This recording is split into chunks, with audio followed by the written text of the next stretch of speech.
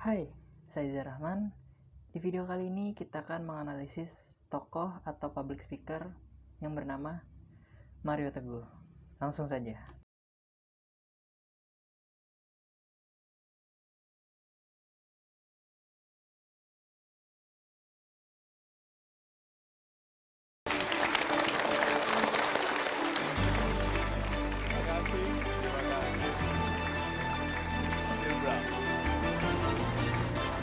Terima kasih sahabat-sahabat saya, silakan duduk. Sahabat-sahabat saya yang baik hatinya, selamat malam. Apa kabar? Assalamualaikum warahmatullahi wabarakatuh. So, malam ini kita bicara mengenai stres. Dan ini tidak lazim yang saya mau sampaikan. Sebab utama dari stres kita adalah doa kita untuk meminta rezeki. Karena Anda berdoa meminta rezeki, Anda stres karena rezeki besar menuntut kepantasan. Orang baik-baik yang tidak siap bagi rezeki besar bisa rusak hidupnya. Berarti kalau gitu stres itu tanda yang baik sekali bahwa doa kita didengarkan. Bahwa kita diminta untuk berubah menjadi pribadi yang lebih kuat karena rezeki besar sedang datang menghampiri kita. Itu. Begini, mempunyai banyak keinginan, yaitu wants ini, banyak sekali, ini itu hanya akan menjadikan semuanya nightmares, impian-impian buruk. Jadi kuncinya adalah focus on one very clear want. Berfokuslah kepada satu want. Kalau itu wanita, pas. Berfokuslah pada satu wanita yang baik. Oke? Wealth, kekayaan, berfokuslah pada sumber. Bukan uangnya, tapi apa yang menjadikan Anda dibayar dengan baik. Jadi kalau kita berfokus pada satu keinginan yang jelas, kalau itu terbayarkan dengan baik, mampu membiayai semua keinginan Anda yang lain.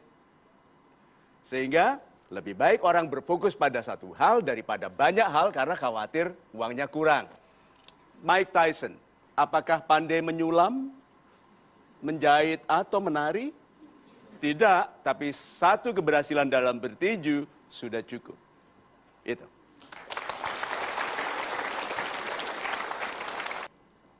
Salam super Pak Mario. Salam super Ibu. Nama saya Anis dari Tangerang. Yes, Ibu. Bapak, bagaimana cara mengatasi stres pada jiwa yang super sensitif? Karena biasanya jiwa yang super sensitif itu berpikirnya rumit. Terima kasih. Super sekali. Oke, kita salah di masa lalu. Di masa lalu kita salah. Apakah masih bisa kesalahan masa lalu itu melukai kita hari ini? Bisa. Bisa apabila Anda mengulangi rasa sakitnya. Jadi kalau begitu, pengulangan itu dilaksanakan oleh orangnya sendiri. Sehingga kadang-kadang memang kita terlalu peka. Lihat, kehidupan itu bergerak antara sangat peka menjadi sangat tidak peka. Yang lebih mudah tidur, lebih dalam tidurnya, lebih nyenyak tidurnya. Apakah orang yang peka atau yang tidak peka? Yang tidak peka disindir tidak tahu, dimarahi tidak terasa, bertamu terlalu lama diusir tidak tahu. Yang punya saudara lihat jam dia bilang, oh jamnya baru Pak, gitu. Berarti kita juga perlu kemampuan untuk tidak merasa. Tetapi kita disebut baik apabila kebaikan kita bukan karena bayaran atau pujian. Karena kepekaan kita terhadap kebutuhan orang untuk dibantu. Peka. Jadi kalau begitu, kehidupan ini bergerak antara sangat dan sangat kurang dan sangat lebih. Tinggal di mana itu yang baik. Tidak ada satu kualitas bisa digunakan untuk menyelesaikan segala sesuatu. Orang yang maunya ngegaspol, cepat sampai di kuburan. Ya toh? Orang yang tidak ngegas sama sekali, tidak pernah berangkat. Jadi kalau begitu, kemampuan kita menyesuaikan diri dengan beban itu penting sekali untuk menjadi pribadi yang kuat. Bukan besarnya beban yang merusak kedamaian, tapi salah caranya memikul.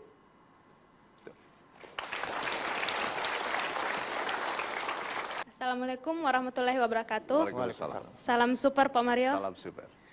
Saya terkadang stres ketika menentukan sebuah pilihan. Kayak orang tua dituntut untuk memilih A, tetapi saya sendiri memilih B. Bagaimana solusinya? Terus sampai kapan saya menganut paham kalau pilihan orang tua itu merupakan pilihan terbaik untuk anak-anaknya? Terima kasih. Assalamualaikum warahmatullahi wabarakatuh. Waalaikumsalam. Saya tidak jawab pertanyaannya. Saya jawab bagaimana cara memutuskannya. Oke, lebih baik mana? Stres karena memilih atau stres saat melaksanakan?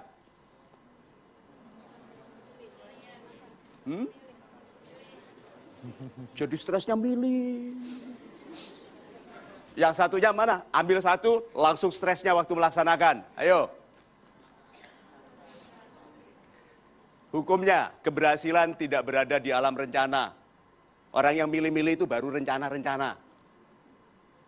Oke? Ayo, yang lebih banyak berhasil. Coba perhatikan. Orang yang sekolahnya rendah, oke, tidak punya modal, tapi kemudian jadi kaya. Biasanya karena apa? Bertindak. Berapa banyak orang sangat terdidik, menjadi pegawai kecil, padahal dia menjadi penasehat bagi bisnis-bisnis yang orangnya tidak sekolah. Kenapa? Kurang bertindak. Keberhasilan itu ada di alam tindakan. Lebih baik cepat memilih, stres waktu melakukan. Daripada lama stres dalam memilih, tidak pernah melakukan. Jadi ahli memilih, tetapi tidak ahli melaksanakan. Lebih baik salah pilih, tetapi pintar melaksanakan. Gitu? Oke, wajah Anda itu bisa milih atau sudah diberikan? See? Kalau Anda masih repot memilih-milih wajah, bertanya kepada Tuhan, Tuhanku kenapa kau berikan wajah seperti ini? Lihat nih, gitu. Kapan selesainya kehidupan? Do. Gitu. Oke, setelah melihat video yang barusan, saya menganalisis bahwa beliau sudah menerapkan prinsip yang ada pada komunikasi. Salah satunya yaitu respect. Apa itu respect? Maksudnya beliau selalu bertindak ramah dan sopan kepada para audiensnya, seperti senyum kepada audiensnya dan mempersilahkan duduk audiensnya. Dan ketika para audiensnya bertanya, beliau selalu memposisikan dirinya menghadap kepada audiensnya. Beliau sudah menerapkan audible. Apa itu audible? Audible adalah komunikasi yang dilakukan bisa dapat didengar dan dimengerti dengan baik dan jelas. Maksudnya, pesan yang disampaikan dapat diterima dengan baik dan jelas oleh yang menerima pesan. Setelah itu, beliau juga menerapkan clarity. Apa itu clarity? Clarity adalah kejelasan. Maksudnya, beliau mengklarifikasi ulang apa yang ia sampaikan agar tidak terjadi kesalahpahaman. Selanjutnya, cara komunikasi yang efektif yang udah digunain oleh Pak Mario Teguh. Yang pertama, menciptakan lingkungan yang tepat. Yang dimana kita tahu, ketika Pak Mario Teguh ingin melakukan public speaking, para audiensnya sudah memiliki tempat duduk masing-masing dan tertata dengan rapi. Fasilitasnya sudah memadai untuk melakukan public speaking. Yang kedua, yaitu menyusun komunikasi. Beliau selalu menyampaikan sesuatu secara step by step, yang dimana dia selalu mempunyai rangkaian topik yang ingin dia sampaikan atau bicarakan kepada para audiensnya. Yang ketiga, komunikasi dalam bentuk video.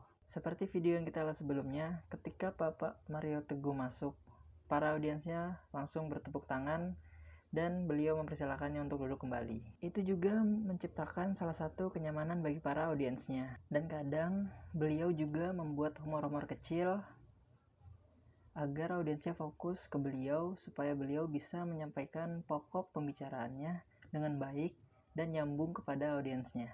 Dan yang keempat adalah komunikasi tubuh.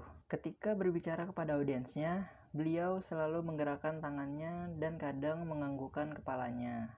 Dan beliau tidak pernah memakai bahasa tubuh yang berbau negatif karena bisa dibilang beliau sendiri merupakan expert atau orang sudah profesional di bidang public speaking atau motivasi. Oke, mungkin segitu aja yang dapat saya analisis dari video Pak Mario Teguh yang barusan. Kurang lebihnya mohon maaf. Assalamualaikum warahmatullahi wabarakatuh.